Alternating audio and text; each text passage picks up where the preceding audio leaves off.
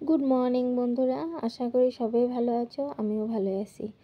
তা এই যে সকাল সকাল ঘুমের থেকে উঠে সমস্ত কাজ বাজ তো হয়ে গেছে, হয়ে যাওয়ার পরে এই যে এখন পূজাটাও করে নিলাম, যেহেতু আজকে সোমবার। আর একটা কথা, আমি কিন্তু সোমবারের ভিডিওটা আজকে দুপুরবেলায় পোস্ট করছি, যেহেতু আমি কালকে এডিট করতে পারি না, একটু সমস্যা ছিল, তার জন্য আমি কালকে এডিট করতে পারিনি। আর এই ভিডিওটা আমি আজকে দুপুরবেলা পোস্ট করছি, আপনারা সেটা নিয়ে কিছু মনে করবেন না। তা আমার যারা যারা বন্ধুরা আমার ভিডিও দেখেন, অবশ্যই আমার এই মেসেজ চলে যাবে গিয়া তাদের কাছে। তাই যে সকালবেলা উঠে সমস্ত কাজ বাজ করে পূজা করে ছেলেকে তো স্কুলে পৌঁছায় দিয়েছি। এখন তোমাদের দাদা খালি ডিউটি যাওয়া বাকি, এখনও যায়নি। তারপরে এদিক দিয়ে আমি ওই ঘরে বিছানাটা উঠানো হয়নি, তা সকালবেলা তোমাদের দাদা তো ঘুমায় থাকে, এত সকালবেলা বিছানাটা উঠাতে পারি না, তার জন্য এই ঘরটা একটু এলোমেলো হয়ে থাকে। তাই যে আমি এখন বিছানাটা উঠে নিচ্ছি। আর এদিক দিয়ে রান্না বান্নাও এদিক দিয়ে কিছু এখন তো রেডি করিনি, যেহেতু আবার ছেলের একটু পরে আবার স্কুল খুলে যাবে, ছুটি হয়ে যাবে গিয়া, যেহেতু এক্সাম চলতেছে তার জন্যে। আর এদিক দিয়ে আমার আপনারা তো এই যে থাম্বনেল টাইটেল দেখে বুঝেই গেছেন গিয়া যে আমার কি সমস্যা হবে আজকে, সেটা আর কিছু বলবো না, পরে আপনারা ভিডিওটা পুরাটা দেখতে থাকুন, তখন বুঝতে পারবেন। আর যারা যারা থাম্বনেল টাইটেল দেখে ভিডিওটা দেখেন অবশ্যই জানতে পেরেছেন। তারপরে এই যে এক এক করে বিছনাটা এখন উঠে নিচ্ছিলাম।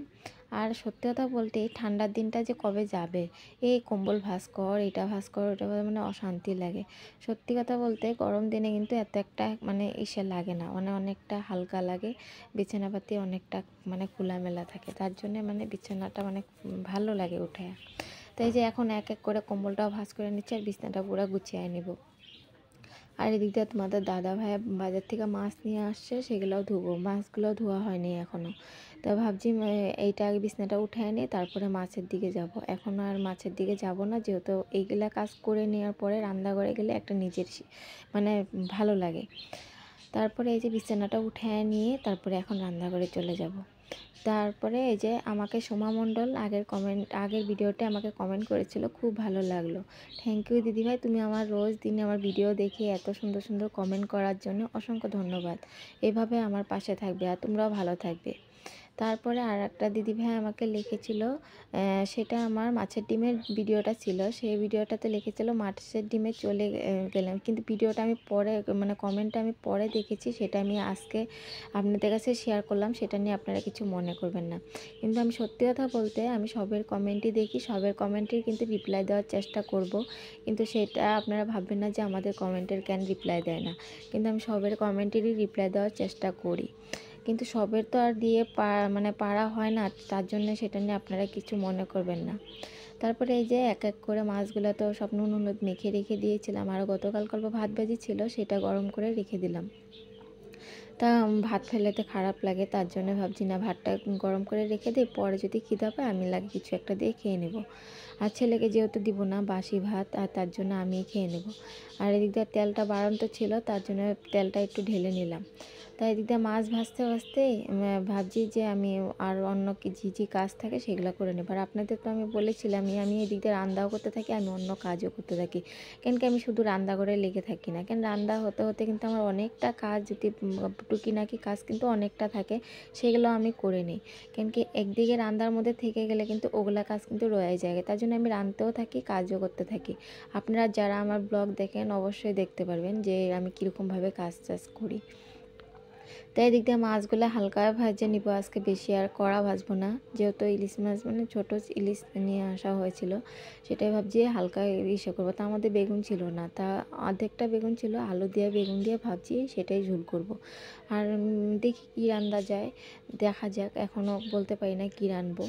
তারপরে এদিক দিয়ে মাছটা সুন্দর করে আবার নুন হলুদটা আবার মেখে নিলাম, মেখে তারপরে তেলটা গরম হতে দিচ্ছি, এদিক দিয়ে আমি রান্নাটা চাপায় দিচ্ছি। আর মুন্ডাসে আমাকে কমেন্ট করেছিল যে এরকম তোমার ভিডিওগুলো দেখে আমার খুবই ভালো লাগে। থ্যাংক ইউ সো মাচ, আমার ভিডিও দেখার জন্য অসংখ্য ধন্যবাদ, আর আমার পাশে এইভাবেই থাকবে। তা মমতা পণ্ডিতও লিখেছিল যে তোমার ভিডিওগুলো খুব ভালো, nice, thank you so much. তারপরে এই যে এক এক করে এখন মাছগুলো ভেজে রাখছি। আর একটা দিদিভাই আমাকে লিখেছিল যে তোমার ভিডিওতে আমি এসে সাবস্ক্রাইব করে দিলাম, থ্যাংক ইউ সো মাচ দিদি ভাই, তুমি আমার চ্যানেলটা থেকে এসে সাবস্ক্রাইব করে দেওয়ার জন্য অসংখ্য ধন্যবাদ। আর আমার পাশে এভাবেই থাকবে, আর আশা করি আমিও সবার পাশে জানি থাকতে পারি। তাই যে মাছগুলো তখন এক এক করে দিচ্ছি আর দেওয়ারতে ভাজি করছিলাম। আর সত্যি কথা বলতে আমি মানে আজকে কি করব তাড়াহুড়ার মধ্যে ছিলাম। মানুষে বলে না তাড়াহুড়ার মধ্যে কাজ বেশি বেড়ে যায়। তো মাছগুলো একসাথেই সব কটা দিয়ে দিয়েছি, আর খালি মাথা দুটো রয়ে গেছে, সেটা পরে ভাজবো। আর কড়াইটা দেখো আমি অনেকটা সাফা করে নিয়েছি। এখন যেহেতু গ্লোভ পরে হাতে বাসন মাজতে পারি বলে আমি কড়াইটা একদিন বসে গরম করে অনেকটা কালি উঠিয়ে দিয়েছি, তার জন্য কড়াইটা কিন্তু অনেকটা সাফা হয়ে গেছে। আরও একটু মাজলে পরে আরও সুন্দর হবে, কিন্তু মানে ওই যে হাতের সমস্যা বলছিলাম না, হাতের সমস্যা, তার জন্য আমি ওরকম সাফা করে মাজতে পারি না, এটাই একটা সমস্যা। সত্যি কথা বলতে আমি সমস্ত জিনিস সাফা করে মানে রাখারাখি করি, আপনারা দেখতেই পারেন আমার ভিডিওতে। কিন্তু মানে এই কড়াইটা মাজতে গেলে আমার হাতে অনেকটা প্রেশার পড়ে যায়, তার জন্য আমি ওরকমভাবে সাফা করতে পারি না। তা চেষ্টা করব সাফা করব, নাহলে আমি আর একটা নতুন কড়াই নিয়ে নিতে হবে, আর কিছু করার নেই। তাই দিকটা পেঁয়াজ, আপনারা কিন্তু আবার এটা মনে করবেন না ইলিশ মাছ আবার পেঁয়াজ খায় নাকি, কিন্তু না, আমি আবার একটুখানি পেঁয়াজ দিব, যেহেতু পেঁয়াজ দিলে খেতে ভালো হয়। আমার কাছে ভালো লাগে, আপনাদের কাছে কেমন লাগে জানি না। তাই যে মাছটাতে আমি একটুখানি পেঁয়াজ দিয়ে বেগুন আলু দিয়ে ভেজে নিব।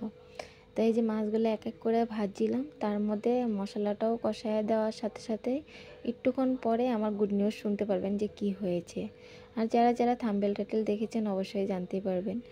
তারপরে এই যে মাছগুলো ভাজছিলাম। আর যারা যারা আমার নতুন বন্ধুরা আমার ভিডিওটা দেখতেছেন অবশ্যই এই চ্যানেলটাতে একটা সাবস্ক্রাইব করে দিবেন।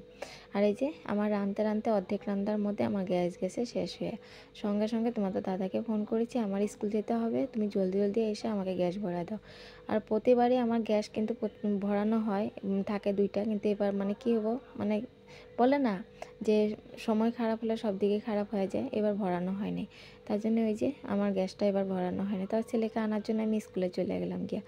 তারপরে স্কুলে তো চলে গেলাম, এদিক দিয়ে ছেলের টাইম হয়ে যাচ্ছে, এদিক দিয়ে তোমাদের দাদার জন্য তো ওয়েট করলে হবে না, তাই এদিক দিয়ে আসার পর আমি আর ভিডিও শ্যুট করতে পারিনি। তাই এদিক দিয়ে রান্না বান্না করা পুরো কমপ্লিট, গ্যাসও নিয়ে আসছে তোমাদের দাদা।